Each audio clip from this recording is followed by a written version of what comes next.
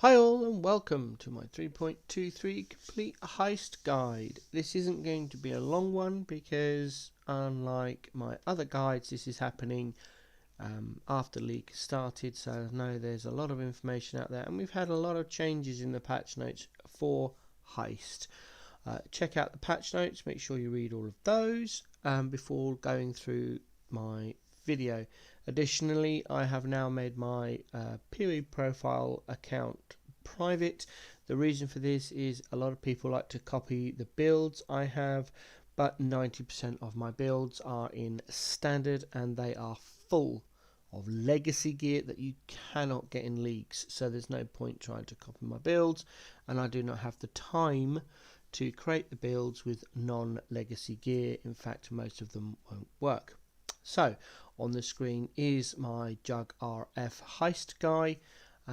It still works, but it has got legacy gear, so you will not be able to replicate this, and because of that and the changes to RF, I no longer suggest this build for Heist. So let's move on. There's going to be chapters down below, so feel free to jump all over the video for the bits that you want, and hopefully this will do well for you in your heist journey. Should you heist before you've completed the campaign and do maps? It's debatable. You could from Act 6 heist caches start turning up, smugglers caches start turning up, so you could grab the rogue markers and hit heist and do some early low level heisting to level up your rogues, gear them level up your rogues, open up all the rogues and start having the green quest contracts dropping. The reason to get these dropping as quickly as possible is because until you've completed the green contract quest lines, you cannot get the unique contracts to drop. The only one that's really of any interest is the twins, which does drop an amulet which can be worth multiple divination orbs depending on the league itself. Other than that, you can get some gumball currency out of it. That's chromes, fusings, jewelers, which can be quite handy in the campaign, but ultimately it's a personal preference choice as to whether you want to get to maps and start your mapping strategy, or you want to spend an hour or so total in heist unlocking the rogues and doing the green contracts as and when they drop. If you do decide to go into heist before maps, I do suggest that as soon as you get a green contract, you run it, because then it allows the next one guaranteed to drop and so on and so forth. Also, they do take up a slot in your inventory and you cannot do anything with them once they're in your inventory. So if you go to the rogue harbour with rogue markers, then the green quest contracts will start dropping, and at that point you have two choices. One, leave them on the floor, don't do anything with them. Two, pick it up and run them. So that's my advice about should you do heist before the end of the campaign / maps. Speaking of unlocking rogues, how do you know which rogues to get where? I've got a handy little sheet which will be linked below on a Google Doc. So this is the one I keep for myself, which is in an Excel spreadsheet. As you can see, I've got multiple tabs on this, but here's the important information. Isla isn't listed here because she doesn't open anyone else. She is a standalone character. So the only reason to run her is to level up her engineering and trap disarmament skills. Sometimes it's better to use Isla than Vendiri, but again it's personal choice.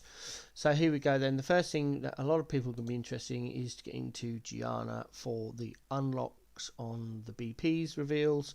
So in that case you want to concentrate on running cast, which is agility, then Huck on any one of his skills, then Niles for counter-thaumaturgy, and then Vendiri on either demolition or trap, and then you get Gianna. Tibbs you run on brute force, then Talina on cast is lockpicking, Talina is agility, and then Nanette, which is perception. Uh, it is nice to be able to get all of their jobs to max levels, because then when you get to BPs you are completely covered. It depends what strategy you're running, which I will cover in a chapter later on, which you can see below. In reference to the heist rogues, we now look at gear. A lot of gear is dependent on the type of heist strategy you are running, whether you're contract running, BP farming, etc. This, however, is a generic listing of gear, all sorted, etc., with all the information you'll probably ever need. So let's look at cast, for example. So cast, its main skill is lockpicking, and cast does projectile damage, just for reference. However, the arrowhead is the best in slot for what you want to do. The reason being is for the flask charges. I love having flask charges, it's great. You can also get auras on there. A lot of people look out for the tier 1 level 15 haste aura. However, the aura size is very small, and most of the time you will not be within the haste aura effect. So although it's awesome to be able to get the auras, it is a bit of personal preference whether you to go that or not. I've not seen any documented changes to the way the auras work, and I personally do not know if the size of the aura is affected by aura effect on your character. I haven't tested that too much, but that is there for you. And then when you're looking at skills, here is all of the level 5 names of the items you want. For Huck, the only reason to worry about Huck is if you're going to have him in your maps with you as an additional NPC by taking one of the heist nodes. If you are not having him in maps with you, then there really is no point to gearing him out at all, unless you want to go for +1 all levels on a level 3 item, and then from there you can get him to level 4, which means if you come across a demolition brute force BP, you can still run most of them without the use of Vendiri. I'll cover why the setups in BPs with rogues a little bit later on, but that's the only reason. Other than that, Huck can be completely ignored. Be aware that Vendiri has demolition and traps, so the best bet there is to try and get 2 pieces of gear, one for his demolition and one for his traps, because it affects each item. The tool has specific job requirements on the implicit, so you need 2 tools for him, one for demolition, one for traps, if you want to be min-max. Otherwise, just get a +1 all for whichever you're going to use him for, mostly, which is generally demolition, and then roll that BIS. And that's, I think, all there is to say on that. With Gianna, the best bet there is to go for a disguise kit and get +1 all. You could get one of each. That's for one for deception, one for perception, and one for counter thaumaturgy, to get that extra, I think it's job speed as the implicit on the tools. She'll need that for counter thorm and perception. Deception does not need job speed, nor does agility, and nor does brute force. Those 3. Job speed only affects the timer bar that you see above the rogue's head. Tibbs does not have one for brute force. Mostly he just charges through the door, which is instant. He does, however, have the door pulling on some of the steel doors, which you might want, but in my experience it's not worth it. Agility timer bar is so small, and it does not affect the animation of crawling through the hole to do anything. It is just literally that less than a second if you watch it timer bar, and deception has no timer bar. So again, job speed for deception, agility and brute force, in my opinion, is completely pointless. It is a waste of a prefix. However, if you want to roll job speed on those for global job speed across a BP, which apparently exists, I have done tests. I cannot see the difference, and that's my personal preference. On the right hand side over here, you can see what I prefer to roll on my gear. There's lots of different things you can roll, and that is dependent on your strategy you're running for your contracts and your PPs, which I'll get into in a little bit later. So for broach, it's job speed, increased lockdown timer for brute force, agility and deception, then rogue marker value, and then duplicate heist basic currency. Min max perfectly rolled would be all for T1 on there. Whisper cloak, eye level 82 plus. I prefer move speed when not in lockdown, just to get through it quicker, and then job speed, and then suffix not generating alert and reduced alert level for me.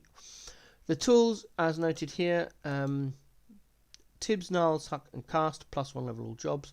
Gianna, increased lockdown timer. That's my personal preference. If you're solely running contracts with Gianna for revealing BPs, you would want +1 level of jobs on her. Suffix, chance to not generate alert, reduced, free, something or other, just to save those rogue marker. And then arrowhead, job speed or lockdown timer. And then flask chances gains, reduced something. Or you can go for the aura. The only aura that I think is personally worth it is the haste aura, if you're going to go down there, and if you're not running haste yourself. So that's how I roll my gear. That's how I do it. Again, it depends on your strategy. I'll go through strategies and gear rolling dependent on your personal strategy a little bit later in the video. So in this section of the video, we will cover contract strategies. There are as many strategies for running Heist as there are mapping. I will go through the most common ones that are used, to my knowledge, in the Heist community. So we'll start off with the most popular one, which is running contracts for using Gianna. Gianna's special ability of massively reducing the cost of blueprint reveals is one of the most long running and traditional ways of running contracts. So what you want to do is you want to level up Gianna in contracts, preferably before mapping. As soon as you get a contract that is dropped, that is deception, counter thaumaturgy or perception, you are running to Heist, Rogue Harbour, and running it with Gianna as soon as you've unlocked her, of course, to max out those levels. The idea then is, once she's maxed out on those levels, and you can either in trade buy a eye level 83 disguise level 5 disguise kit. You're then rolling that, looking for the elusive +1 to deception and +1 all jobs, or alternatively you could just buy it. Now, buying it would cost you a lot of currency. Rolling it will cost you a lot of alts, so it's up to you how you want to do that. If you're in SSF, good luck rolling it yourself. I hope you make it. The reason for running Gianna and getting that specific piece of gear is because then you will have Gianna's deception from level 5 to level 7. Her perception will go from level 2 to level 3. And her counter thaumaturgy will go from level 3 to level 4, allowing you to roll more contracts with her, to get more reveals with her, to save a massive ton of rogue markers when you're running BPs. That's the general idea. As her deception level increases, so does the discount on the blueprints for reveals. So that's why you want to care about that. Now, running this Gianna reveal contract strategy means More often than not, you are running in and either concentrating on the large chests, which are the div cards and or currency chests you can find in Deception. Maybe in the Counter Thaumaturgy you want to look out for the gems ones, for the GCPs, which I'll talk more about in a moment. And then for Perception, you are looking out for the currency and div card chests as well, grabbing the rogue marker artifact at the end and then running out. Alternatively, you can just run in, ignore everything, run straight to the end, grab the artifact chest and run out. If that is all you're worried about, you could potentially look into a lightning warp build for Heist, where you cast lightning warp at the entrance and then you've got approximately 10 to 20 seconds, I think it is, to get to the rogue marker at the end, and then the lightning warp will kick back in and you don't have to run back out again. I'm not too sure on that build. It was one that was floating around a couple of leagues ago. It may still be viable. You might want to check that out. That's a Gianna strat. Moving on to the next one, which is large chests and artifact. Any contract will work for this. You're just running in, you're getting the 2+ large chests, grabbing the artifact at the end and then running out. That's it. At that point you'd possibly be looking for reduced alert level and not generate alert level on all of your rogue gear, as per the gearing section earlier in the video, and then you just concentrating, like I said, on those 2 large chests and the one on at the end to try and get as much stuff as possible from the contracts. You could run the open everything strategy, which is my preference. It takes a little bit longer, but the idea then is you're min-maxing everything to reduce alert level and speed. So you're running in, you're looking at the contract before the grace period is over to see what chests or how many large chests there are, what large chests you want to open, trying to guess how much alert you can open the small chests with, grabbing the large chests, figuring out which chest to leave during the lockdown timer. So when you click on the artifact, you've got about 20 seconds plus, depending on your gear and rogue you're using, to then open a few more chests before the lockdown timer kicks in. And unless you're using Tibbs or Niles, that's it, you are done and you're running out. With Tibbs you can open 2 chests. If you're using this strategy, I highly recommend you leaving 2 large chests to open up, because they're the ones that are going to open up the largest amount of alert level. Same with Niles, leave 1 large chest with him. The best rogue, in my opinion, to use for this strategy is Cast, because he can cover lockpicking and agility, both of which have currency rewards in there. And then agility has also fossils, essences and harby nodes, which can be quite nice. Lockpicking really only has currency, but it also has fragments, which can be nice to pop out. And that's about it for that one. The final strategy that I am aware of is a new one for 3.23, which is using Niles and just running Counter Thaumaturgy. That's it. That's all you run. The reason for this is because excuse me excuse me, Counter Thaumaturgy 1 is the only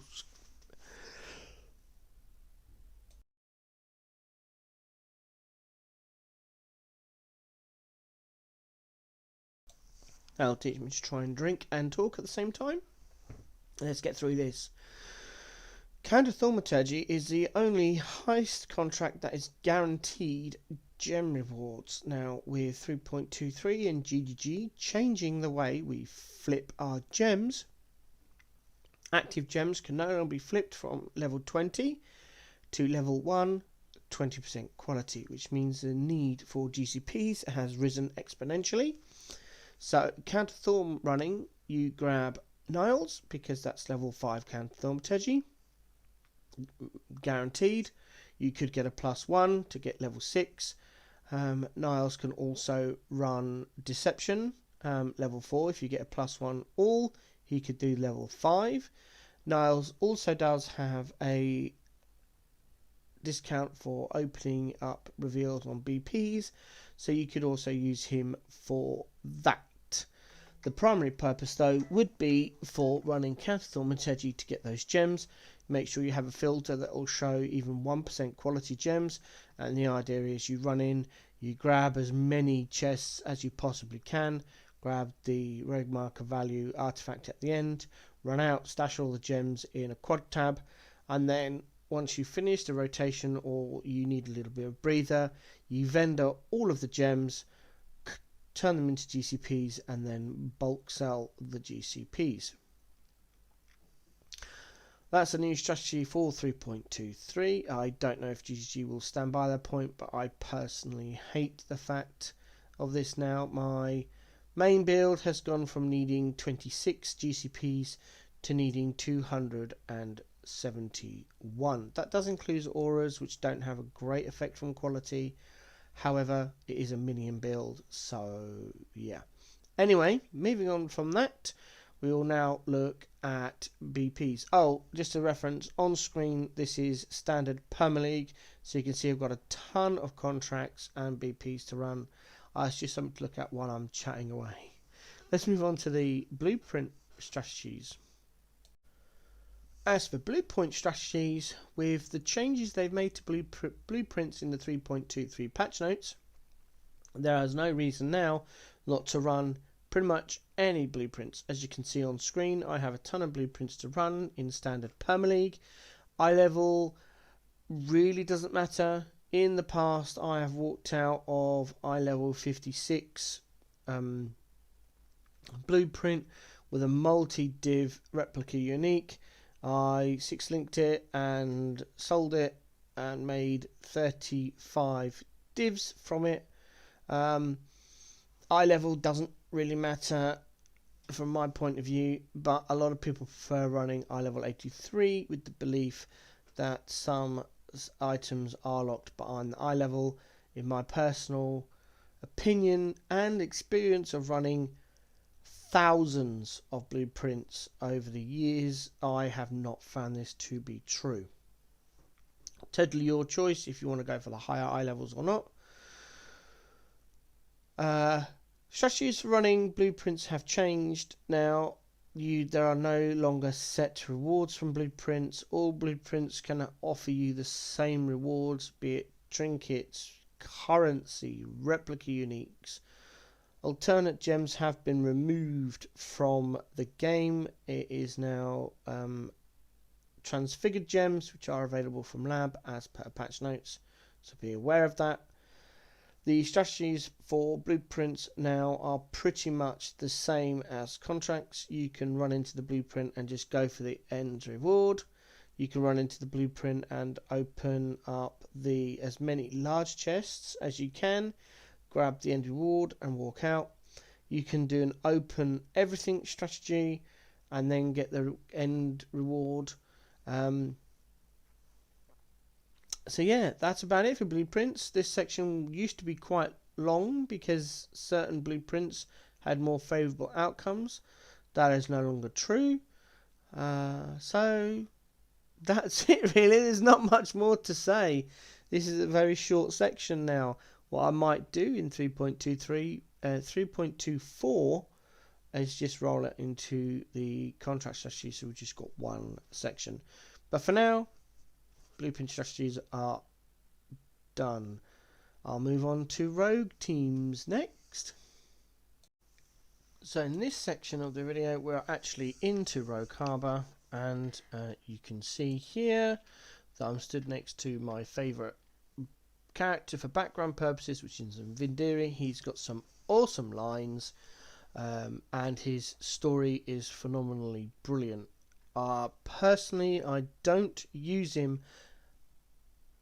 at all. I don't like the small chance of doubling with the increased chance or the increased alert level chance, so I very rarely use him. However, In standard Perma League, which is where this character is, if we look at Vindiri with his gear, I don't have plus levels because I don't use him.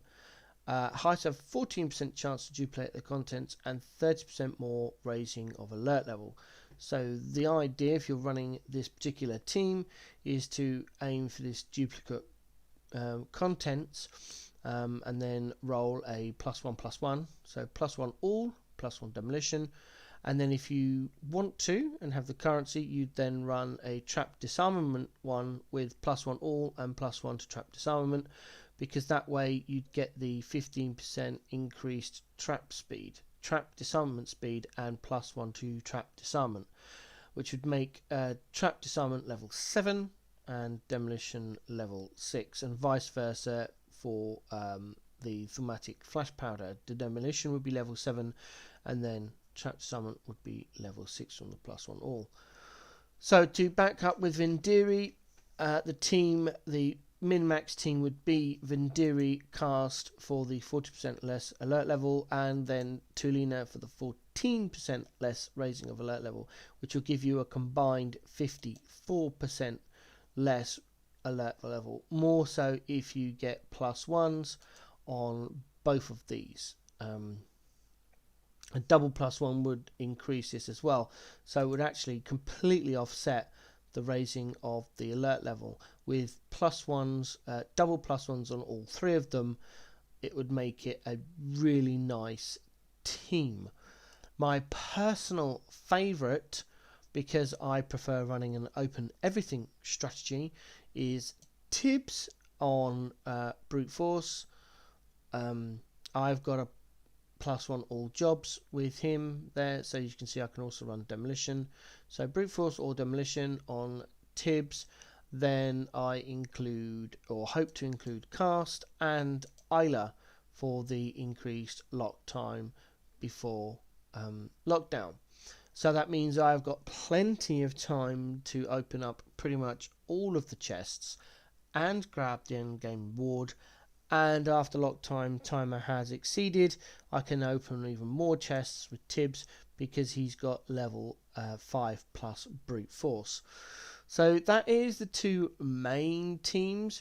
A point to note here: Gianna should never be taken into a blueprint. She does nothing for a blueprint, which is why, in my opinion, you would prefer having Niles with a +1 level of all jobs, so you can take him into level 5 deception blueprints, and he can unlock a chest after lockdown, which is quite handy. That is the main teams. The net obviously will carry perception. I don't think there's another option for perception, but yeah, that's the 2/3 main teams for BPs.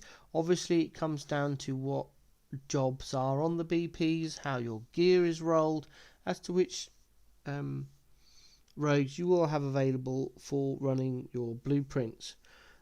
I'm going to say it again: do not take Gianna into blueprints. She does nothing.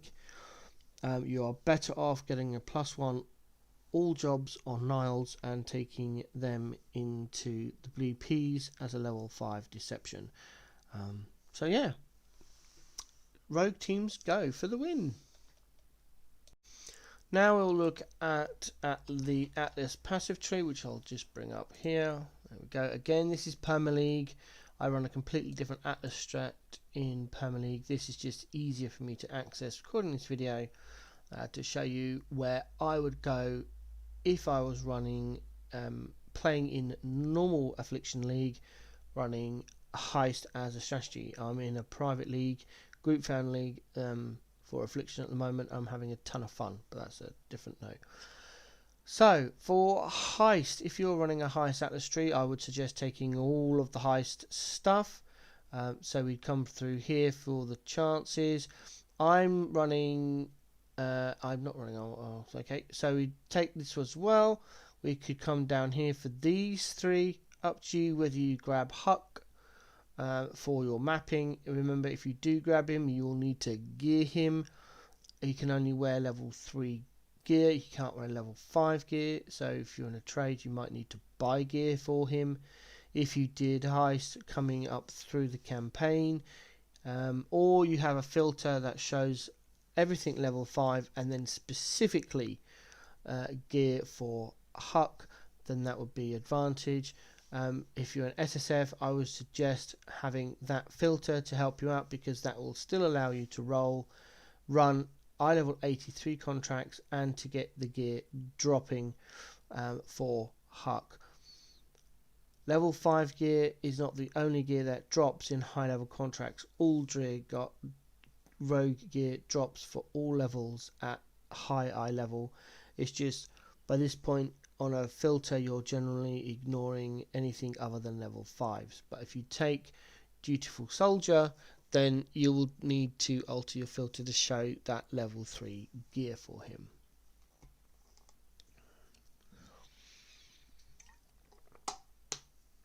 I'm actually going to bring up the Atlas passive because this is going to be easier to highlight. Let me just go over to my other screen. PoE Planner. I use PoE Planner. Here we go. Oh, there it is. That's better. Right, so that's it, because it highlights all the heist nodes. Yay. So we've got a secret stash. Bam. You could come through here to pick up these 3. Dutiful Soldier I'm going to leave off because some people like it, some people don't. That's entirely your choice. You could then come up through here, grabbing all of the Kirak missions around there. Come up here for the +1 tier maps. Possibly pick up bold undertakings. Come through here. Not that one. Not that way. Go away. Grab these. This is how I would do it, by the way. Not the 7th gate. We'd probably come up there. Go around here. Not that one. We don't want 7th gate. Stop it. Go. Click. Thank you. Up through here.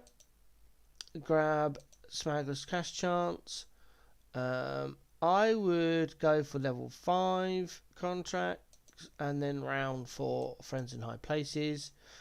Up through the IQ nodes. Up here to grab No Honor Among Thieves and Casing the Joint, and then finally probably come up here. Again, I am rushing this. I am not min-maxing this tree at all. Is it there? Yep. So down there, round through here, and then we would get Agility, Deception, or Engineering for Finer Arts. That's your basic tree. Obviously, you could min-max this a lot more. If you are just concentrating on heist, you could then possibly block out all of this stuff as well, just to make it easier. Boom, boom, boom. You would then take, where are they? Come through here for high map chance and Shaping Skies. Come through, where's the other one? Down here, around there. No, that one. Take out the deli, take out ultimatum, take out that and that. That is you focused on rogue markers purely. You would then pick up, where's the other one?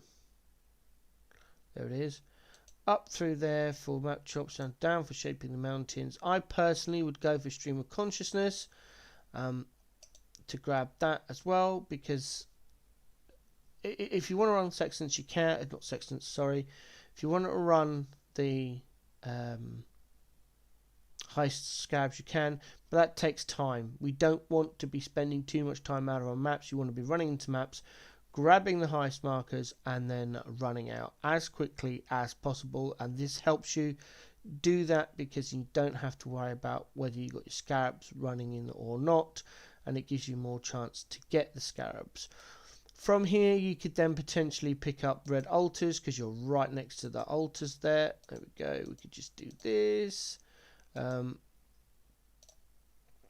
Potentially then from here, as we're on the left hand side, you could then choose your other mechanic to run.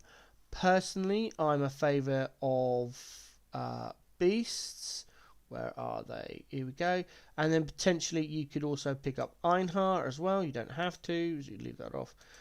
Pick up all of the beast nodes there.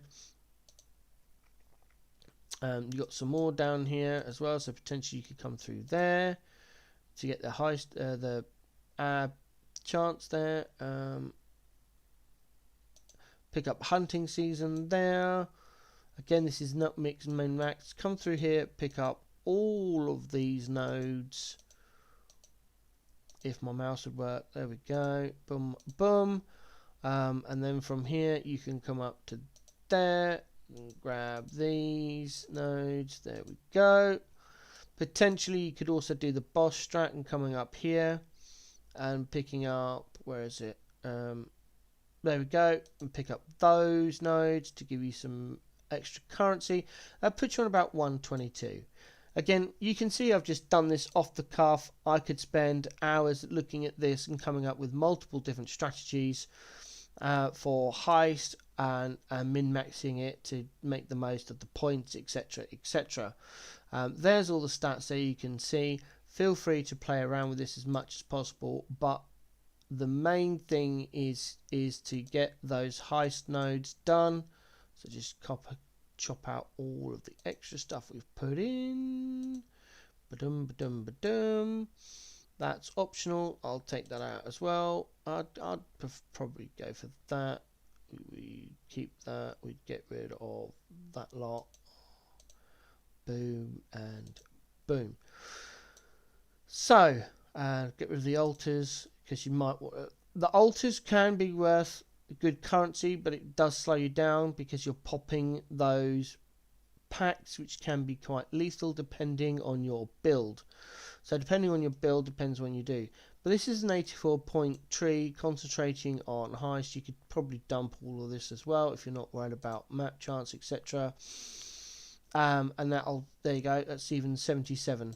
Again, if you're not worried about maps and you want to buy your maps just to get some, probably cut out that and take it down to 69 points, which gives you a lot of points to play around with.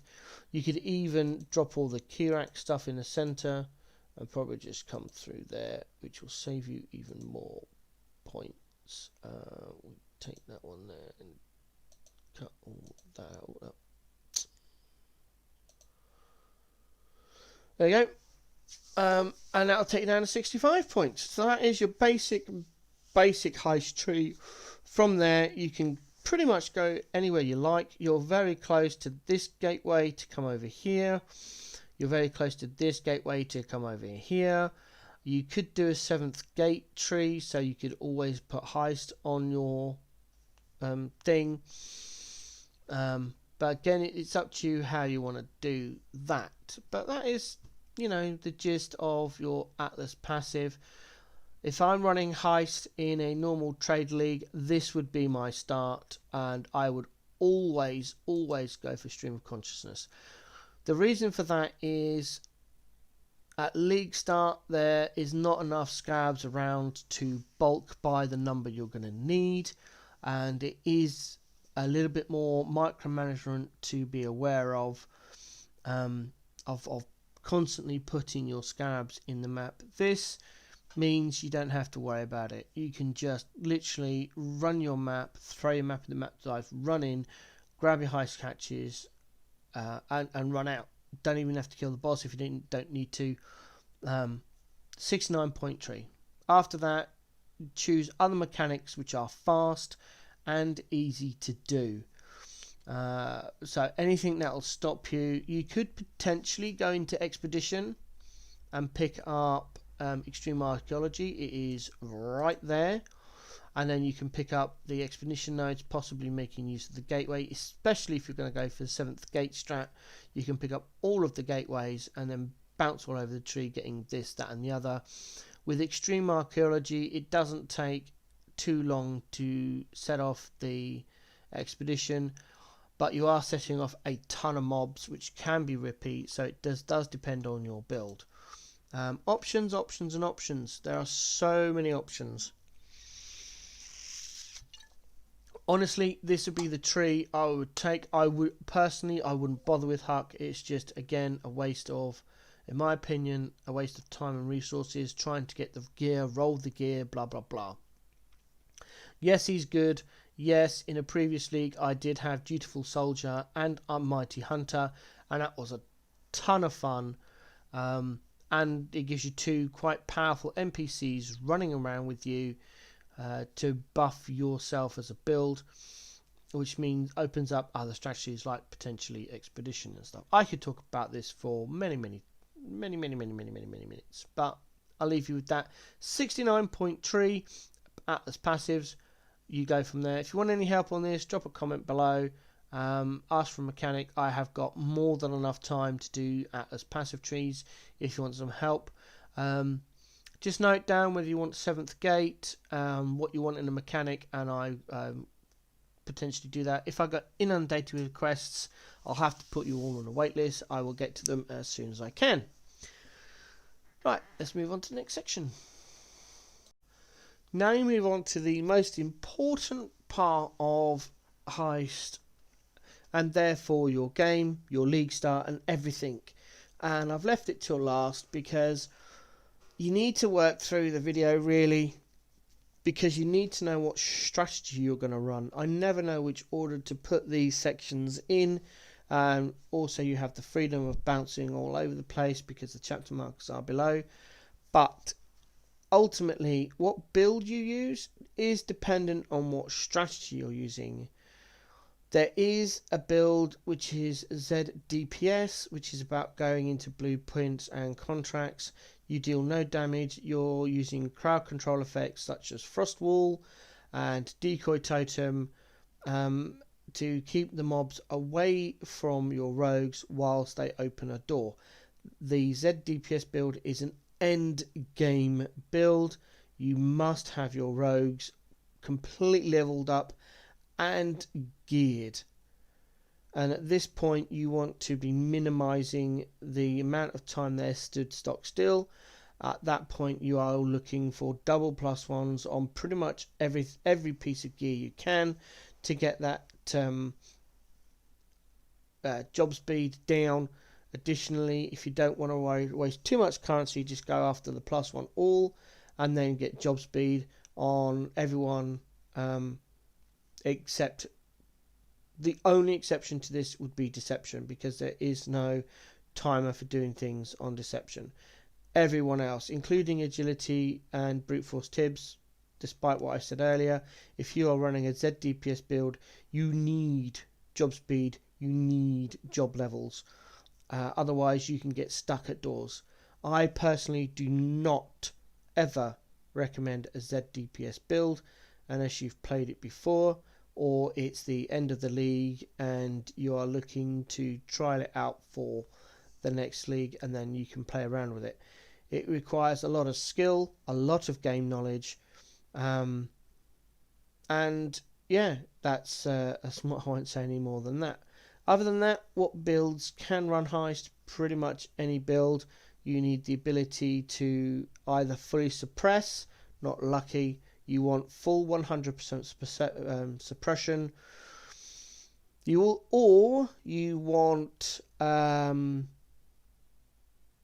max res, depending on what side of the tree you're on.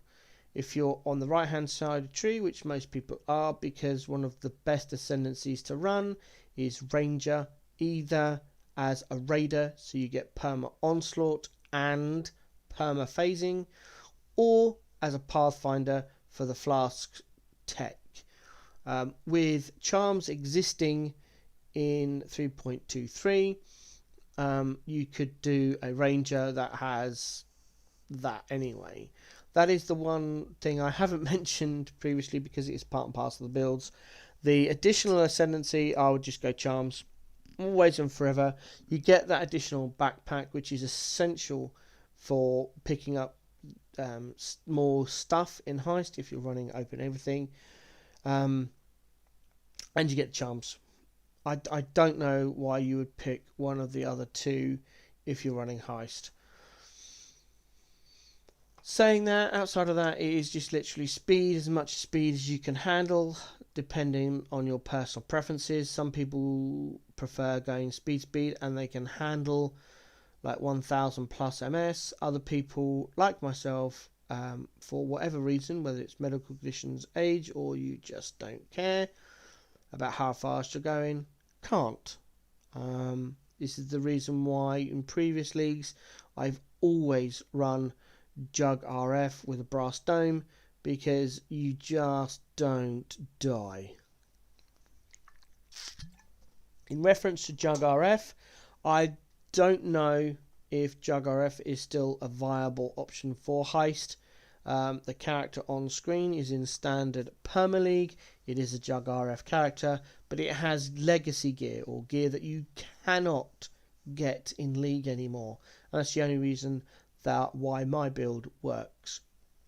If you want to do a Jug RF build for Heist, I suggest going over to Pox's website, www.poxhx.net, looking up what he has to say about Jug RF, rolling that character, and then you would need to make amendments.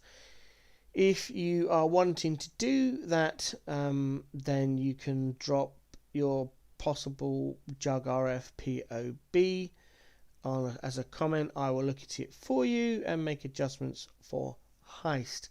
Please note that this may be expensive build to run, because you will need a 6-link brass dome.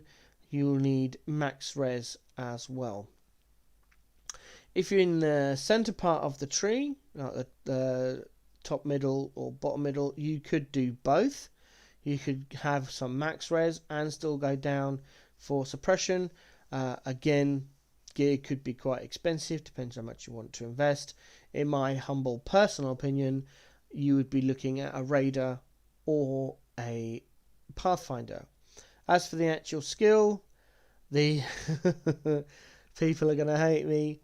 Toxic Rain is still viable. It is one of the best skills to run in Heist because it has everything you want. The ability to drop totems and keep moving, damage before and after. You don't really have to stop with it. It is just so good. I haven't looked at transfigured gems for any of the Heist builds. That's going to have to be on you, unfortunately. With 3.24 we'll have some more, and I'll have more time to look at this because I've now got my audio equipment. So yeah, outside of that, I have run pretty much totem builds or ballista builds work because you can drop and run. So Templar's pretty good. A Mom Hierophant totem build would probably work because you'll have a ton of totems, and then you've got all that unused mana, so you'd be looking at a blessing for an aura, and then you could take Mom, and that'll be your damage there. You can stack armor, you can stack max res because you're on that side of the tree, or a little bit of max res anyway. With unique jewels you can bounce over the tree a bit, and then you can still go for suppression by taking armor evasion gear and T1 suppression, and then going down for oh god, what's it called? Oh, I've forgotten the name of the node. Give me a minute. Where is it? Mage Bane. That's it. You could then probably go down for Mage Bane to help get you your spell suppression, which means you do need some decks. So that's all the builds. Primarily, what I would suggest for pretty much any build is running a Devoto's Devotion. Because of the 20% increased move speed and the Chaos Res. You do need some Chaos Res for some of the tile sets in Heist. This also gives you a ton of dexterity, so if you're not over on that right hand side looking at ranges, it helps your dex requirement. Boot wise, any boots will do, probably with 30% movement speed, unless you're running a build that requires unique boots. If you are, then I highly suggest making sure that those boots have at least 20% move speed. Anything less than that, And then phasing, do a 4-link phasing, so you have phase run, increased duration, life tap, and efficacy for the increased skill effect duration. That still works, it's still amazing. If you're not running a raider, that's how you get your perma phase run. That's how you get perma phasing, by using that setup. If you are a raider, you'd have perma phasing anyway, but phase run does also increase your movement speed by 49% on my particular setup. So yeah, pretty good. That's what I would do for builds. Let's move on. Final comments in this outro. Apologies for the video being scuffed. My family are doing other things at the moment, so it's an opportune time to bang out this video.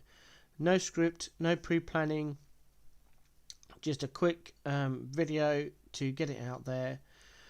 I hope my 3.24 would be better. I made promises in 3.22 that 3.23 video would be better. Unfortunately, technical difficulties with the breakage of my headset meant I wasn't able to keep that promise up to date.